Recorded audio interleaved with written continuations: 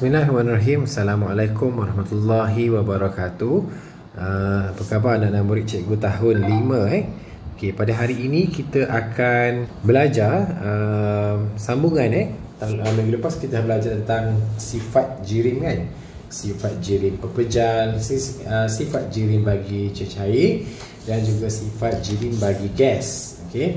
Sekarang kita nak belajar tentang salah satu jirim yang biasa kita guna kat rumah ataupun biasa kita gunakan, kita pakai, kita minum kan, iaitu air. Okay, kita nak belajar tentang 3 keadaan jirim bagi air. Okey. Kita baca sikit cerita ni. Sang ais mengajak sahabatnya sang kerikil berlumba lari pada suatu tengah hari. Mari kita ikuti kisah 2 sahabat ni. Dia ada batu kerikil dan juga ais. Bolehkah kamu berlari? Dia kata, boleh. Pantasnya dia, ais ni berlari dengan sangat pantas. Selepas beberapa ketika, sang ais mencair. Sang ais dia cair kata.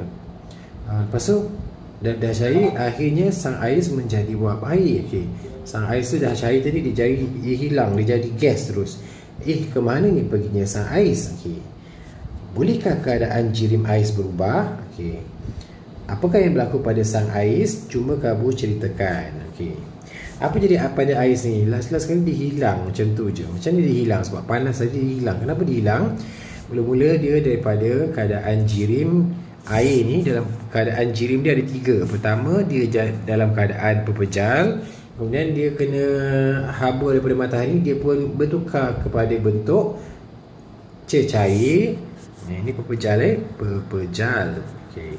Dia panas, dia kena haba, dia jadi cecair. Lepas tu dia bertukar lagi, ditukar kepada bentuk gas.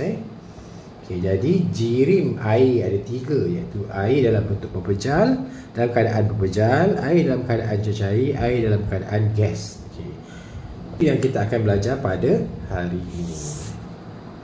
Air boleh wujud dalam 3 keadaan jirim, iaitu pepejal, cecair dan gas. Air boleh wujud dalam 3 keadaan jirim, iaitu pepejal, cecair dan juga gas. Pepejal, cecair dan gas.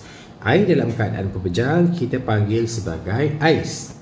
Air dalam keadaan cecair kita panggil sebagai air. Air dalam keadaan gas dikenali sebagai wap air. Boleh faham tak? Ni penting lah. Kalau air dalam keadaan cecair kita panggil dia air. Air dalam keadaan pepejal kita panggil dia apa? Kita panggil dia ais. Air dalam keadaan gas kita panggil dia wap air. Kamu kena tahu nama-nama dia. Air dalam keadaan cecair panggil air. Air dalam keadaan pepejal kita kenali sebagai ais. Air dalam keadaan gas kita panggil sebagai wap air. Perubahan keadaan jirim air. Air berubah daripada satu keadaan jirim kepada satu keadaan yang lain. Lihat perubahan aiskrim di bawah. Kita tengok aiskrim kat bawah ni, dia tunjukkan aiskrim ni daripada ais dia jadi air. Apakah yang menyebabkan keadaan aiskrim ini berubah? Bagaimanakah perubahan keadaan jirim air berlaku? Tengok ni perubahan ni daripada pepejal dia pergi jadi cecair. Daripada cecair dia pergi menjadi gas pula. Daripada gas pun dia pergi menjadi cecair. Daripada cecair dia boleh berubah lagi jadi pepejal. Kita tengok panah ni. Sekarang kita mula daripada mana? Kita nak mula daripada pepejal. Pepejal dia jadi cecair. Macam mana dia berubah menjadi cecair? Dia akan berubah menjadi cecair apabila dia menerima haba. Contoh awak letakkan ais dekat atas meja yang dalam keadaan suhu bilik, yang suhu biasa ni, lama kelamaan dia akan bertukar menjadi cecair. Kenapa dia bertukar menjadi cecair? Sebab dia menerima haba. Proses ni kita namakan dia sebagai proses peleburan. Proses peleburan. Ais berubah menjadi air, kita namakan dia sebagai proses peleburan. Inference dia kenapa dia jadi berubah bentuk? Kerana dia menerima haba. Dia berubah keadaan daripada keadaan pepejal air dalam keadaan berpujar berubah menjadi air dalam keadaan cecair kerana dia menerima haba. Air melebur menjadi air apabila air menerima haba daripada persekitaran. Jawapan dia kerana air menerima haba daripada persekitaran. Daripada persekitaran dia lah. Okey. Kedua, cecair berubah menjadi gas. Okey. Cecair berubah menjadi gas kerana menerima haba juga. Contoh ni air, kita panaskan air, kita didihkan air, dia akan berubah menjadi gas, iaitu nama dia wap air. Air menjadi wap air kerana menerima haba. Proses dia ada dua. Air cecair menjadi gas ni ada dua proses. Yang tadi ni satu je, proses peleburan. Okey, yang ni nama dia proses peleburan. Ingat ni nama dia proses peleburan. Kalau yang cecair menjadi gas ni ada dua proses. Satu nama dia proses penyejatan, satu nama dia proses pendidihan. Okey. Kalau yang biasa kita buat tu, kita ubah air menjadi wap air, ialah kita didihkan dia. Kita didihkan air. Wap air terbentuk apabila air mendidih pada suhu 100 darjah Celsius. Bila kita panaskan air, kita didihkan air, kita panaskan air sampai mendidih, sampai bunyi kan, sampai ada bubble dekat air tu, maknanya dia mendidih. Apabila air mencapai takat didih iaitu 100 darjah, air itu dah mula berubah menjadi wap air. Proses pendidihan berlaku apabila air menerima haba daripada persekitaran. Kita panaskan air atas api tu sampai dia menggelegak. Maknanya dia dah sampai 100 darjah Celsius. Maknanya dia dah terima haba yang banyak sampai 100 darjah Celsius daripada persekitaran dia. Jadi dia pun mula berubah menjadi wap air. Lagi lama kita panaskan, suhu maksimum ni 100 je, sebab dia dah sampai suhu takat didih. Bila sampai 100 ni, sedikit demi sedikit air ni bertukar menjadi gas, iaitu wap air. Lagi lama kita panaskan, akhirnya air semua ni habis hilang. Mana pergi air ni? Airnya semuanya telah menjadi gas, iaitu menjadi wap air. Faham? Kedua, nama dia proses penyejatan. Proses penyejatan air berlaku pada sebarang suhu. Tadi ni kena 100 darjah Celsius. Penyejatan ni berlaku pada sebarang suhu di bawah takat didih air. Maknanya sebarang suhu di bawah takat didih. Apakah di bawah takat didih air? Bawah dia 99, 98 dan seterusnya ke bawah lah. Sebarang suhu di bawah takat didih air, dia pun masih boleh berubah daripada cecair menjadi gas di bawah takat didih air. Kita namakan proses dia proses penyejatan. Air tersejat menjadi wap air apabila air menerima haba daripada persekitaran. Ini kedua-duanya menerima haba. Contoh penyejatan ni ialah contoh kita letakkan air, kita jemur kain di bawah matahari. Setelah beberapa ketika air pada kain kita tu hilang. Mana pergi air tu? Air tu telah berubah menjadi gas, iaitu air telah berubah menjadi wap air sebab dia menerima haba daripada persekitaran. Tapi suhu dia taklah panas sampai takat didih. Mungkin suhu waktu tu 38 darjah, dia masih berubah menjadi wap air pada sebarang suhu sebab dia terima haba daripada persekitaran. Ini susah sikit nak terangkan. Okey. Ingat daripada tadi air dia terima haba daripada persekitaran, dia akan jadi air ataupun cecair.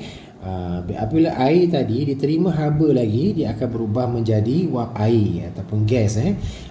Yang air jadi gas, cecair jadi wap air ni, ataupun air jadi wap air ataupun cecair jadi gas ni, ialah ada dua proses dia, iaitu penyejatan dan pendidihan. Okey, kena ingat yang tu. Okey, sekarang kita nak daripada gas dia berubah menjadi cecair, berubah pula menjadi pepejan, yang warna biru ni pula. Gas berubah menjadi cecair apabila dia kehilangan haba. Apakah nama proses dia? Proses nama dia kondensasi. Okey, Proses kondensasi air berlaku apabila uap air kehilangan haba kepersetaraan. Maksudnya bila gas menjadi cecair ialah proses di mana uap air kehilangan haba kepersetaraan. Gas ni ataupun nama dia uap air. Uap air kehilangan haba kepersekitaran. Bila dia hilang haba, dia akan jadi cecair. Nama dia proses kondensasi. Kat mana kita boleh tengok dalam kehidupan seharian? Contohnya pada waktu pagi subuh tu, kamu tengok dekat luar rumah kamu, dekat daun-daun pokok tu, tiba-tiba ada titisan-titisan air kamu nampak kan? Okay, titisan-titisan air ni sebenarnya asalnya adalah gas. Gas kat tepi-tepi daun ni, dia kehilangan haba sebab sejuk kan? Kehilangan haba, jadi gas tadi berubah menjadi air. Jadi berlakulah titisan-titisan air yang kamu panggil embun. Padahal semalam tak hujan kan? Jadi berlakulah, itu nama dia proses kondensasi, iaitu gas bertukar menjadi cecair ataupun kita sebut sebagai uap air bertukar menjadi air. Seterusnya, contoh yang seterusnya ialah air tadi berubah menjadi ais. Air berubah menjadi ais pun sama, kehilangan haba. Okay, proses ni nama dia pembekuan. Pembekuan iaitu cecair menjadi pepecah. Okay. Air membeku menjadi ais apabila air kehilangan haba ke persekitaran. Okay. Air ni jadi ais apabila dia kehilangan haba ke persekitaran. Contoh air, kamu masuk dalam peti ais, dia sejuk kan? Jadi air ni kehilangan haba ke persekitaran dan dia pun menjadi ais. Okey, cikgu ulang balik sebab cikgu rasa kamu ni tak faham. Okey, perubahan keadaan jirim air yang pertama ialah ais menjadi air. Nama proses ni, nama dia ialah peleburan. Kenapa dia berlaku? Sebab ais menerima haba dari persekitaran.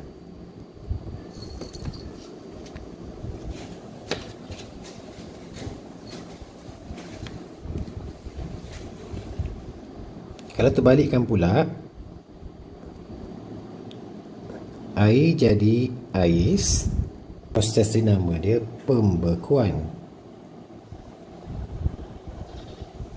Inference ni kenapa? Kerana air kehilangan haba ke persekitaran. Air menjadi uap air.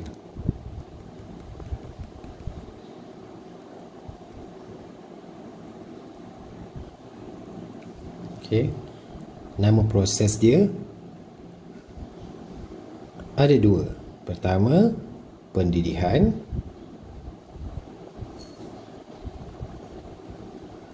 Pendidihan tu melibatkan air mendidih pada takar didih, iaitu 100 darjah Celsius. Yang pertama. Yang kedua, nama dia penyejatan.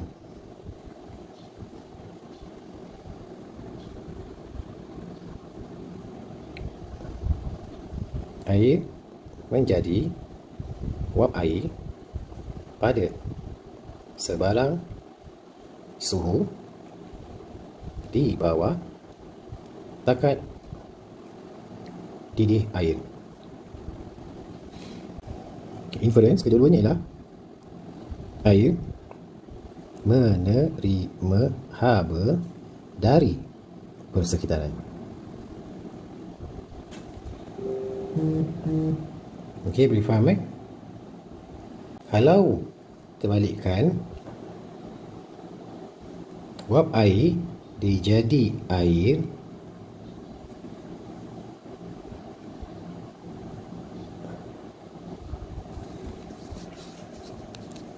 kita panggil nama dia, proses ni nama dia ialah kondensasi.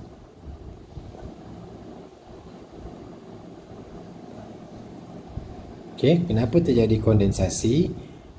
Kerana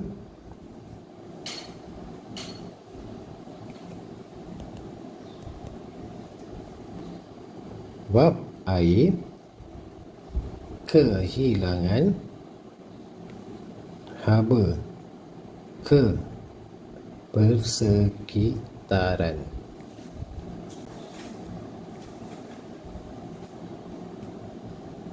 Okay, kamu kena ingat 5 proses ni, peleburan, pembekuan, pendidihan, penyejatan dan juga kondensasi.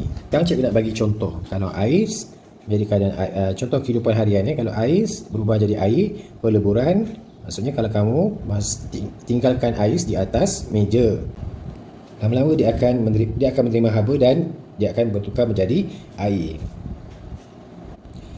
Okay, contoh yang ni pula, air menjadi ais, nama dia pembekuan, ialah bila kamu masukkan air dalam peti ais. Okey, yang air menjadi wap air, pertama pendidihan, bila kamu didihkan air. Kedua, penyejatan, bila kamu jemur kain, jemur kain kamu menjadi kering sebab dia menerima haba dari persekitaran di bawah takat didih air, di bawah 100 darjah Celsius. Yang ini wap air menjadi air, nama proses kondensasi. Yang cikgu cakap tadi ialah contohnya ialah kejadian embun pagi. Ada titisan-titisan air yang banyak atas daun sebab udara waktu pagi tu, gas wap air yang ada di sekitar daun tu kehilangan haba ke persekitaran dan bertukar menjadi air. Wap air jadi titisan air.